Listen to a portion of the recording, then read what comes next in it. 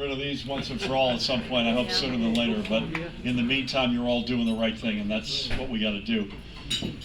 Mike, thank you for your chairmanship and stewardship of our party. Mike has become a very good friend over the past now 6 or 7 years. Mary, thank you for everything you do and your fellow members. And please give Jim, tell him he's in our prayers, and give him my best. This is, by the way, a battleground for our party. You all know that better than I do, but for you Galloway Township folks, you know control is at stake, or in this case, keeping control. The other folks want to get it. We want to keep it. My money's on us. But I will just stay strong and stay at it. We were having a bunch of us, a group of us had a lunch discussion, and I'm a big believer that the ballot is like a slinky. I'm dating myself. Schroeder knows, he and I met back in 2005 when I was a lot younger. Jim, you look the same, but I don't know what happened to me. But you get energy from the bottom of the ballot up, just like you get energy from the top of the ballot down. So take Galloway Township. It's going to be competitive. We're going to win, but we won't win without laying it on the tracks and doing everything we can to get that victory. But by doing that, you send energy not just to your own race, but up the ballot. That helps the folks running in whether it's the legislature or countywide commissions, and it certainly helps yours truly, without question. Conversely, I'm at the top of the ballot with Sheila Oliver, and we know the responsibility that we have. It's our job to run the best race we can at the top of the ballot, and by doing so, hopefully send energy down and help you folks as you try to win your local races. So it goes both ways, and we will do, I promise you, everything we can on our side and our part to do right by you. So 7 weeks from today is the election. Hard to believe, 49 days. Importantly, 39 days from today is in-person early voting for the first time in the history of New Jersey. So this is a big deal.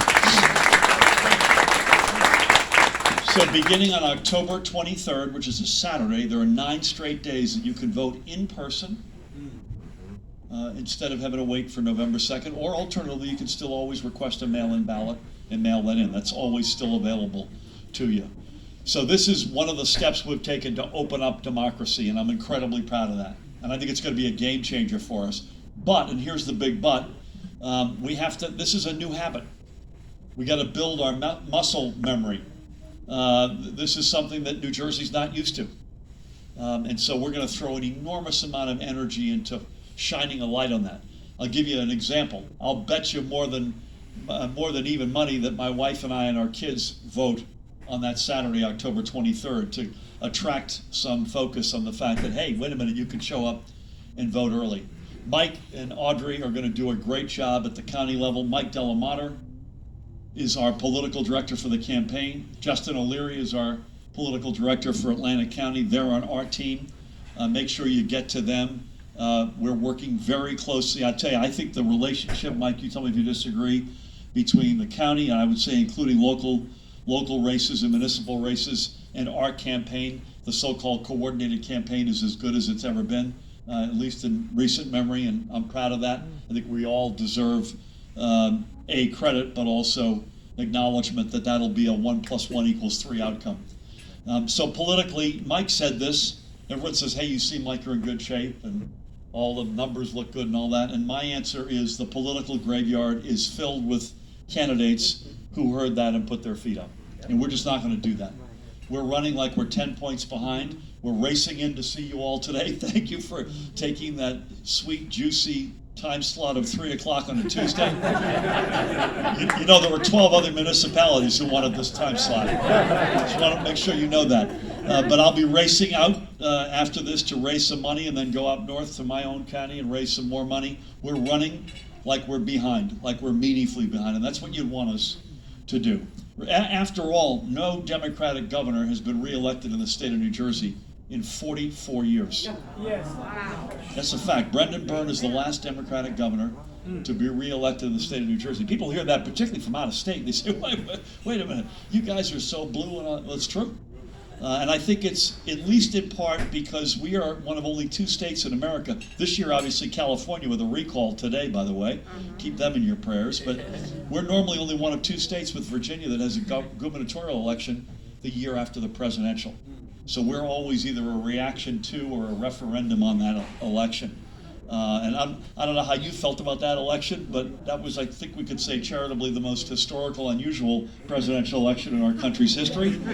How it impacts us, I'm not sure, but I know it adds a lot of volatility into our race. And in politics, you want less volatility and not more. 2 governor's races this year, to give you an idea how crazy the calendar is. Next year, 36 governor's races. So the point being, the target on your back, particularly when you're running for a re-election, is very large because there aren't that many alternative games or races to play. You guys know this, Freeholder.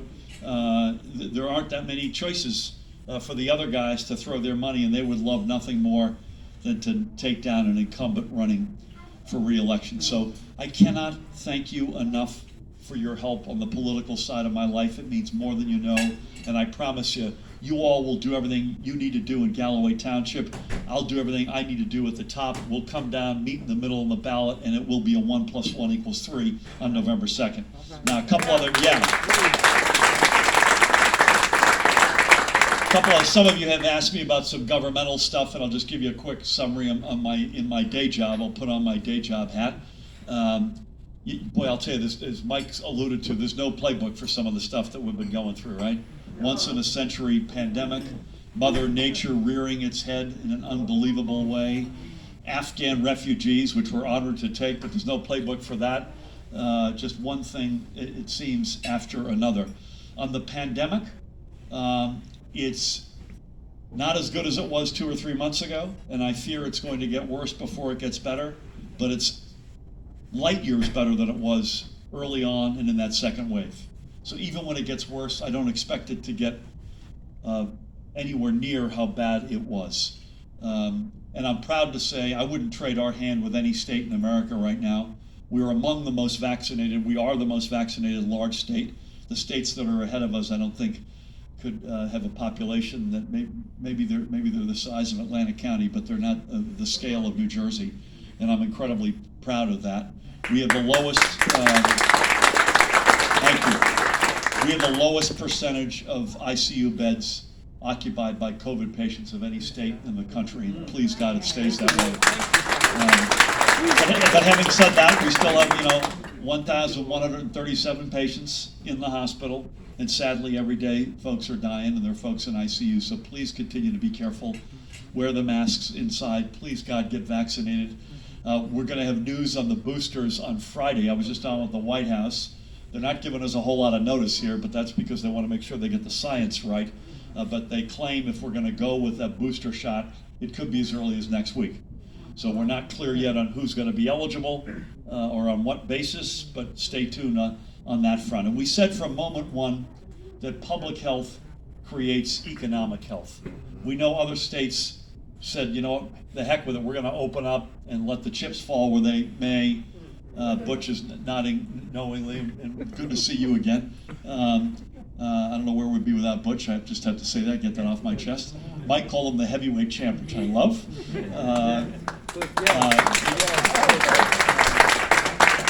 But we said public health creates economic health, and while we're not out of the end zone, or in the end zone, I should say, yet, or out of the woods as it relates to the pandemic, we have been able to pretty much open the state up and do it safely. And not surprisingly, the economy has snapped back. It's not quite at the momentum that it was a couple of months ago because of the Delta variant. And secondly, and I know the folks who run this place will agree with me, it's really hard finding folks to fill jobs.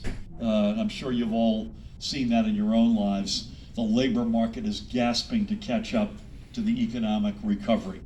And so I think that sorts itself out. I hope it doesn't sort itself out because the recovery loses altitude. It's lost a little bit of altitude, but it's still very strong.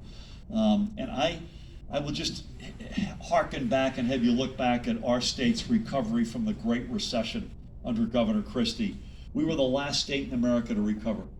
And that's because they made conscious decisions. They cut programs, they cut workforce, they cut surpluses. And we got a result that we probably should have expected. I will stand here today and say I believe we can be among the fastest and strongest recoveries of any state in America. And I've got some proof points for that optimism. I signed a far-reaching incentives package in January that will incent real development and startups and Main Street activity in our business communities, particularly our small businesses that have been crushed. The budget I signed has all-time record investments in public education, infrastructure, public health, etc. The American Rescue Plan money that Congress passed, President Biden signed and sent our way. We've spent a couple of billion of those dollars, but we've still got $4 billion in the tank to spend responsibly over the next 2 or 3 years. Any infrastructure bill that comes out of Congress, when you're the most densely populated state in America, which we are, and you've got legacy assets like we do, roads, bridges, rails, tunnels, never mind the softer stuff, we're a disproportionate winner. And so for all those reasons, I believe our recovery will be strong and among the strongest. And I will leave you with this. It won't be enough to just recover back to where we were when this all started. This pandemic did not create the inequities in our state, but it's laid them bare. Inequities in public health, in jobs, in housing, in education, in opportunity. Some of these inequities building for several decades from the war on drugs, others building for 4+ centuries since slavery first came to our shores. I view our job, our collective job, but my responsibility is to not just recover back to where we were, but to take this state to a place that it's never been before, and that is my commitment to each and every one of you. So with that, from the bottom of my heart, on behalf of our team, on behalf of our administration, I thank you for being in. Mary, I know you said it. I love the way you said it. This is a knucklehead-free zone in Galloway Township. This is one of the great Atlantic County communities, one of the great New Jersey communities, and you live the values that we hold so dear as a state and a nation. And during these very tough times, you do the right things even when they're not fun, but you stand up as role models that other folks can look to and say, look at what they're doing in Galloway. If they're doing it there, we can do it here. God bless you all, and thank you all so much for everything.